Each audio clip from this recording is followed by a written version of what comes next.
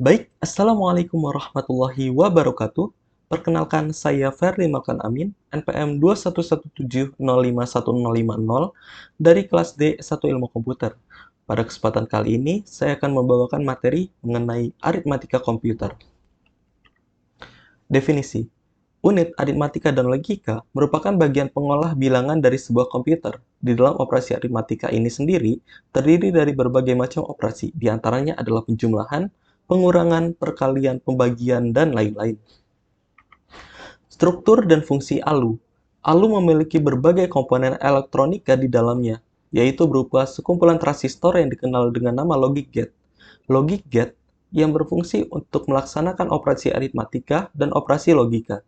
Kumpulan susunan dari logic gate dapat melakukan perintah perhitungan matematika yang lebih komplit, seperti perintah add untuk menambah bilangan atau divide untuk pembagian dari suatu bilangan.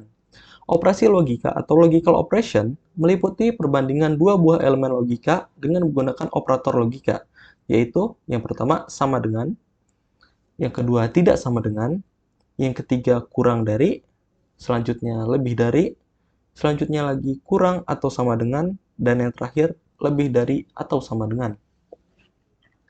Fungsi ALU. Tugas utama dari ALU atau Arithmetic and Logic Unit adalah melakukan semua perhitungan aritmatika atau matematika yang terjadi sesuai dengan instruksi program.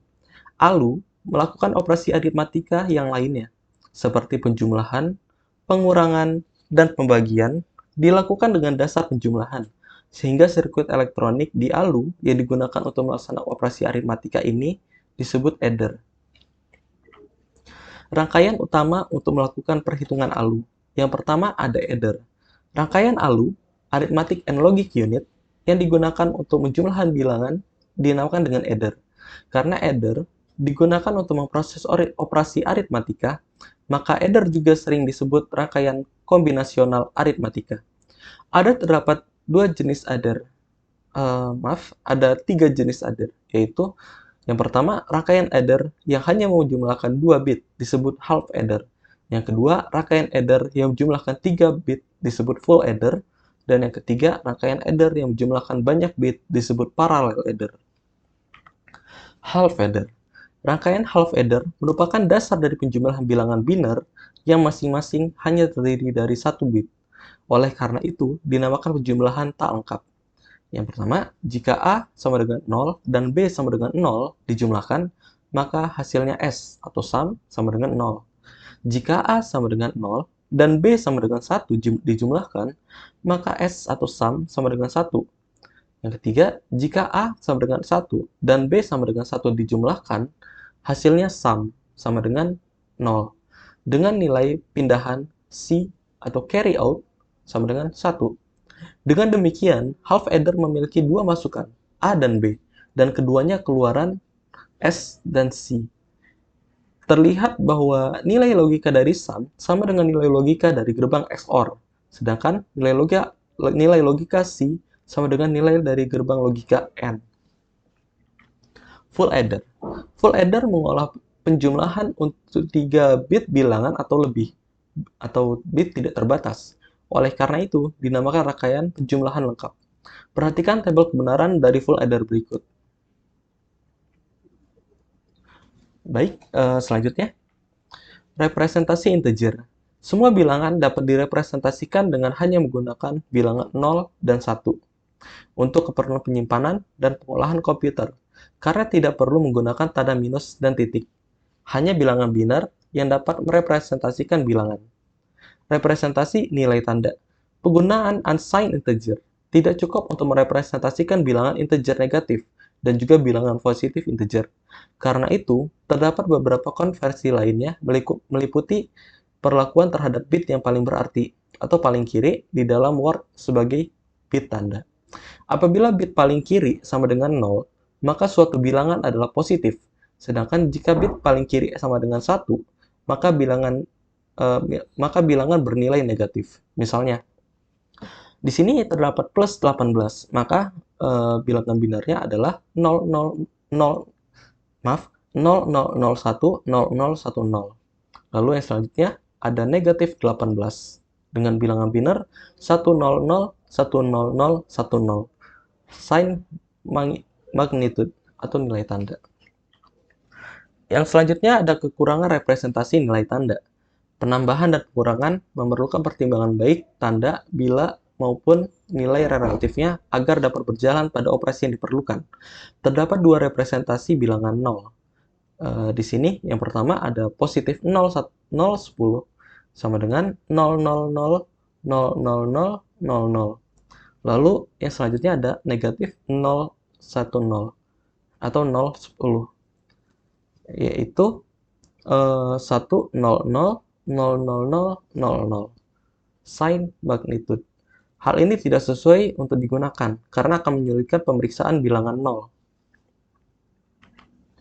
Di sini selanjutnya ada integer aritmatika. Representasi integer positif, negatif, dan bilangan 0. Bila sebuah bilangan integer positif dan negatif yang sama direpresentasikan atau sign magnitude, maka harus ada representasi bilangan positif dan negatif yang tidak sama. Bila hanya terdapat sebuah representasi bilangan 0 atau komplement 2, maka harus ada representasi bilangan positif dan negatif yang tidak sama. Pada kasus komplement 2, terdapat representasi bilangan n bit untuk negatif 2n, tetapi tidak terdapat untuk 2n. Aturan untuk mendeteksi overflow. Yang pertama ada aturan overflow. Bila dua buah bilangan ditambahkan dan keduanya positif atau keduanya negatif, maka akan terjadi overflow. Bila dan hanya bila hasilnya memiliki tanda yang berlawanan. Dan selanjutnya ada aturan pengurangan.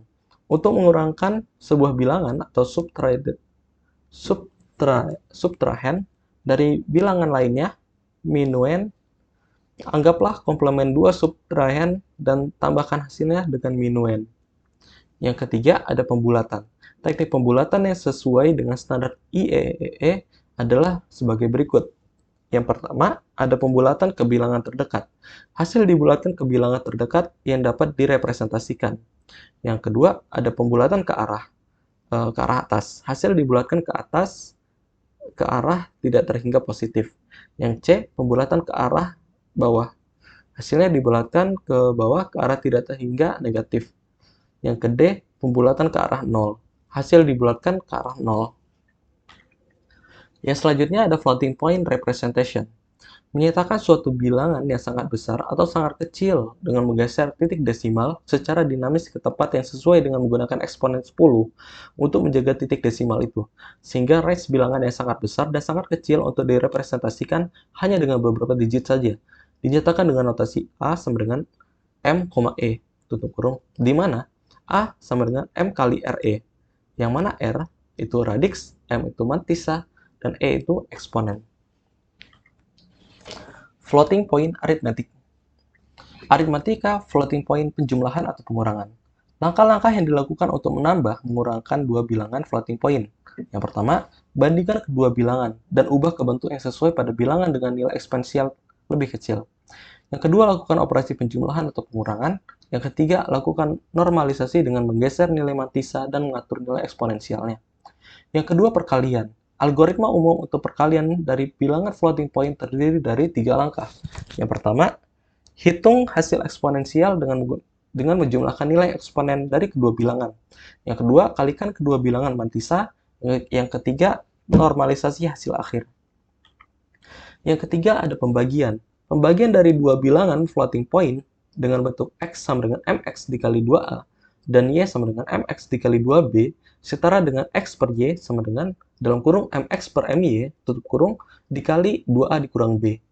Algoritma umum untuk pembagian dari bilangan floating point terdiri dari 3 langkah. Yang pertama, hitung hasil eksponensial dengan mengurungkan nilai eksponen dari kedua bilangan. Yang kedua, bagi kedua bilangan mantissa. Yang ketiga, normalisasi hasil akhir. Baik, mungkin sekian yang dapat saya sampaikan pada pertemuan kali ini. Apabila ada kekurangan, saya mohon maaf. Semoga apa yang telah kita sampaikan pada pertemuan kali ini dapat bermanfaat dan berguna untuk perkuliahan kita di Ilmu Komputer Universitas Lampung untuk kedepannya. Sekian dari saya. Wabillahi taufiq wal hidayah. Wassalamualaikum warahmatullahi wabarakatuh.